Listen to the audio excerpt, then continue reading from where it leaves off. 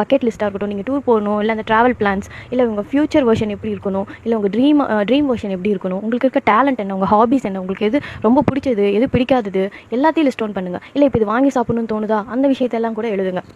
அப்புறம் வேறு என்ன, உங்களை டிஸ்டர்ப் பண்ணிகிட்டே இருக்கு இல்லையா, உங்கள் லைஃப்லேயே இப்போ கரண்ட்லி என்ன டிஸ்டர்ப் பண்ணிட்டு இருக்கு உங்களை, அப்புறம் மோட்டிவேஷன் இல்லாமல் பண்ணுறதுக்கு சில விஷயம் இருக்கும்.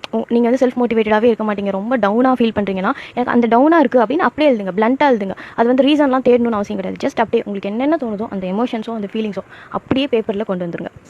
இல்லை எங்கள் வீட்டில் வந்து மெட்டீரியலிஸ்டிக்காக வந்துட்டு நான் ஏதாவது வாங்கணும்னு நினைக்கிறேன், அது ரொம்ப நாளாக வாங்கவே முடிய மாட்டேங்குது. அப்புறம் ஏதாவது ஒரு பேட்டர்ன் நீங்கள் ரிப்பீட் பண்ணிகிட்டே இருக்கீங்க, உங்களுக்கு ஏதாவது ஓசிடி ப்ராப்ளம் இருக்குது, இல்லை வேறு ஏதாவது ப்ராப்ளம், லைக் வந்து எல்லார் மாதிரியும் என்னால் வந்து ஃபாஸ்ட்டாக சில விஷயங்கள் செய்ய முடியல, அப்புறம் நான் வந்து ஸ்டக்காக ஃபீல் பண்ணுறேன், அந்த மாதிரி என்னென்ன உங்களுக்கு புல் பேக் பண்ணுது.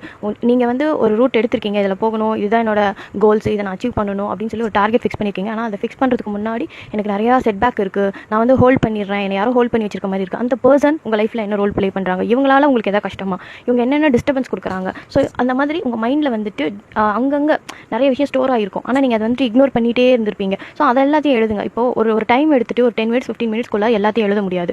இப்போ உங்களுக்கு தோன்றதை இப்போ எழுதலாம். பட் ரேண்டமாக நீங்கள் வேறு ஒர்க் பண்ணிட்டு இருக்கும்போது உங்களுக்கு அகெயின் இந்த மாதிரி தாட்ஸ் எல்லாம் வருது அப்படின்னா மறுபடியும் அந்த பேப்பர் எடுத்து உட்காந்து எழுதுங்க. உங்களுக்கு எப்பப்போ பிரெயின் டம்ப் பண்ணணும்னு தோணுதோ அப்போலாம் நீங்கள் பிரெயின் டம்ப் பண்ணலாம். ஓகே, நெக்ஸ்ட் என்னென்னா, நீங்கள் வந்து ரொம்ப ஸ்டக்காக ஃபீல் பண்ணுறீங்க, லைஃப்பில் வந்துட்டு ரொம்ப ஸ்டக்காக ஃபீல் பண்ணுறீங்க.